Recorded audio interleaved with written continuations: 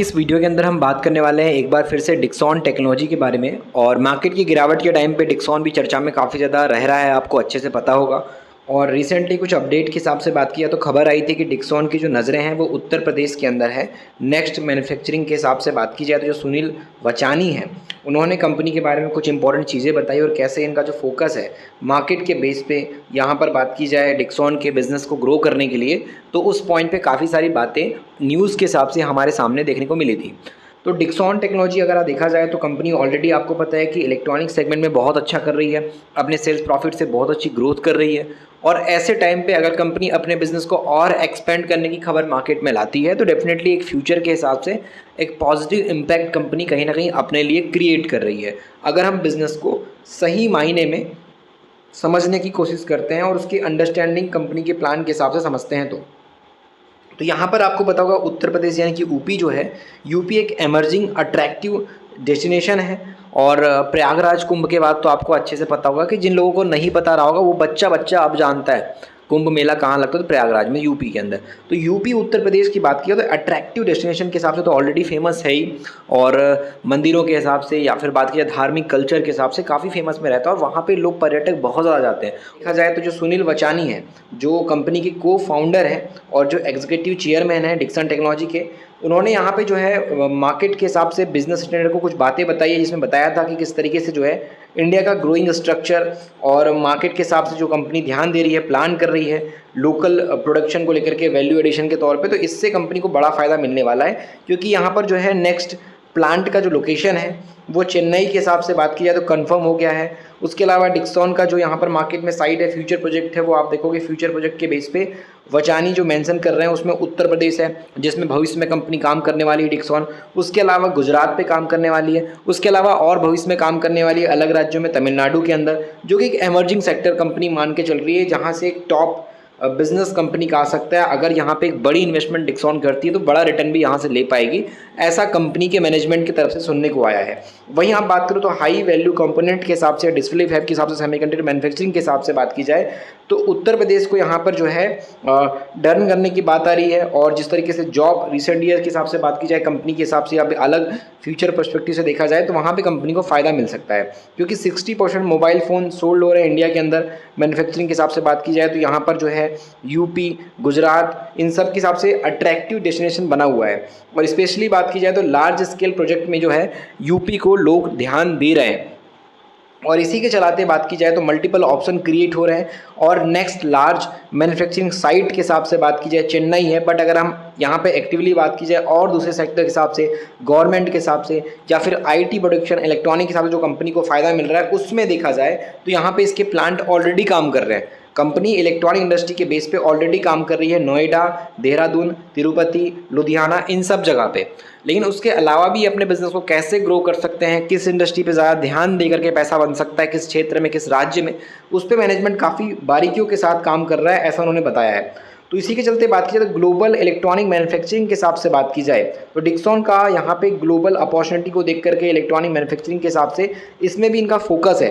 और इसी के चलते मार्केट वाइज बात की जाए तो इंडियन मैन्युफैक्चरिंग के तौर पे ये ग्रो तो कर रहा है, बट आगे इसको और बढ़ाने वाले हैं। जैसे कि अगर देखा जाए तो यहाँ पे जो यूनाइटेड स्टेट है उसमें इंपोर्ट कर रहे हैं एलईडी टेलीविजन जिसकी 10 बिलियन के आसपास की वैल्यू है। मोबाइल फ़ोन की बात की जाए इसकी 60 बिलियन के आसपास का एनुअली मार्केट में फोकस है। तो उस हिसाब से बात की जाए तो यहाँ पर जो है इंडिया एक बहुत बड़ा ग्रोथ के हिसाब से मार्केट है, इलेक्ट्रॉनिक के हिसाब से एक्सपोर्ट कर रहा है और बहुत सारी जॉब क्रिएशन कर रहा है। तो उस हिसाब से बोला जा रहा है कि डिक्सॉन का भी वही फोकस रहेगा बिजनेस को आगे बढ़ाने का। इंडिया के साथ में मार्केट के हिसाब से बिजनेस को यहाँ पे बढ़ाएंगे, वो लोग इन्वेस्टमेंट करेंगे और उससे ग्रोथ आएगी। तो मैनेजमेंट ने काफ़ी कुछ चीज़ें पॉजिटिव तरीके से बताई है। और तेज़ी के हिसाब से तो अभी कुछ मार्केट में ऐसी कोई बड़ी अपडेट नहीं आई है, अभी भी गिरावट का ही संकेत नज़र आ रहा है मार्केट को देखते हुए। लेकिन अगर कंपनी कुछ अच्छा करती है, अगर अभी कुछ टाइम के अंदर कोई बड़ा बात की जाए मार्केट के अंदर कैपेक्स का अनाउंसमेंट कर दी थी, कंपनी अपने कैपिटल को, पूंजी को इतना खर्चा करने वाली, कैपिटल को इतना एक्सपेंड करने वाली है, तो हो सकता है कि एक पॉजिटिव माहौल भी आपको जल्दी क्रिएट होता हुआ नजर आए डिक्सॉन टेक्नोलॉजी के अंदर। तो चलिए कंपनी के वर्तमान के जो फंडामेंटल है और शेयर प्राइस है उस पर थोड़ा एक बार और फिर से नज़र डाल लेते हैं। डिक्सॉन टेक्नोलॉजी की बात करेंगे तो एक महीने के अंदर इसमें गिरावट का परसेंटेज 3% के आसपास का है। 6 महीने के अंदर 10% का जंप है, बट इसके टॉप लेवल से देखेंगे, जो इसका टॉप लेवल बना था उस पॉइंट से, तो लगभग 25 से 26% की गिरावट इसमें भी आई है और वो मार्केट के करेक्शन की वजह से ये भी प्रेशर में देखने को मिल रहा है। तो अगर आप देखोगे तो ये वही कंपनी का स्टॉक है जो बात की जाए तो 18,900 यानी कि लगभग 19,000 के लेवल पे पहुंच गया था। 19,000 के लेवल से पहुंचने के बाद ब्रेकआउट की जगह ब्रेकडाउन इसमें लग गया और एक बड़ी गिरावट लगातार चलती रही और दिसंबर के बाद से इसमें बड़ी गिरावट आई और 19,000 का आज मार्केट के अंदर शेयर देखो तो 13,700 के आसपास का हो गया है। तो डिक्सॉन के अंदर भी मार्केट की गिरावट का बहुत बड़ा असर पड़ रहा है और कहीं ना कहीं आप देखो तो जो शेयर इसका डाउन जा रहा है उससे आपको ये चीज़ें समझ में आ भी रही होंगी। लेकिन अगर आप इस चीज़ को साइड रख के कंपनी की वैल्यू को समझने जाएंगे, कंपनी में कितना दम है, कितना ग्रो कर सकती है, क्या अभी कंपनी के अंदर परसेंटेज वाइज ग्रोथ है सेल्स प्रॉफिट में, तो वो भी आपको एक अट्रैक्टिव तरीके से देखने को मिलेगा। पहले तो अगर आप कंपनी के शेयर प्राइस को ही देखोगे तो आपको पता चलेगा कि कंपनी किस तरीके से एक साल के अंदर 6,500 रुपये के प्राइस से तेज़ी दिखाती है और 19,150 तक अपना हाई लगाता है इस कंपनी का स्टॉक। वहाँ से मार्केट गिरता है और गिरने के बाद जो गिरावट आती है वो आप देखो कि आज के टाइम पे ये 13,900 का शेयर हो गया। तो टॉप लेवल के बेस पे देखा जाए तो एक अच्छी खासी गिरावट इसमें भी क्रिएट हो रही है और जिस तरीके से कंपनी का ROC ROE है और जैसे कंपनी की प्रमोटर की होल्डिंग है, कोई भी शेयर गिरवी नहीं है, 0% का प्लेज है और कंपनी जैसे अपने सेल्स को हर साल अभी 2 गुना कर रही है, डबल कर रही है। कंपनी की सेल्स ग्रोथ आप देख सकते हो 106% की है और जो प्रॉफिट की ग्रोथ है वो 80% की है। तो कहीं ना कहीं आप देखो तो गिरावट तो शेयर प्राइस में नज़र आ रही है, लेकिन जो ग्रोथ लार्ज कैप कैटेगरी की कंपनियों में बहुत कम देखने को मिलती है, उस पॉइंट पे अगर आप डिक्सॉन को देखोगे तो इसकी ग्रोथ बहुत ज़्यादा है। अगर आप बाकी कंपनीज़ को देखोगे जिसका मार्केट कैप 80,000 करोड़ के आसपास का, 1 लाख करोड़ के आसपास का है, उस हिसाब से अगर आप कंपनी को कंपेयर करोगे तो उनकी प्रॉफिट की ग्रोथ आपको यहाँ पर जो है डिक्सॉन से काफ़ी कम नज़र आएगी।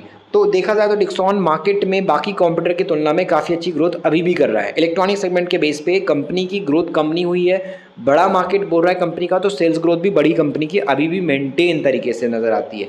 और आप 3 महीने के अंदर देखो तो 11% का लॉस है। लॉस मार्केट की वजह से हो रहा है, मार्केट के नेचर की वजह से हो रहा है, तो आपको अच्छे से पता होगा।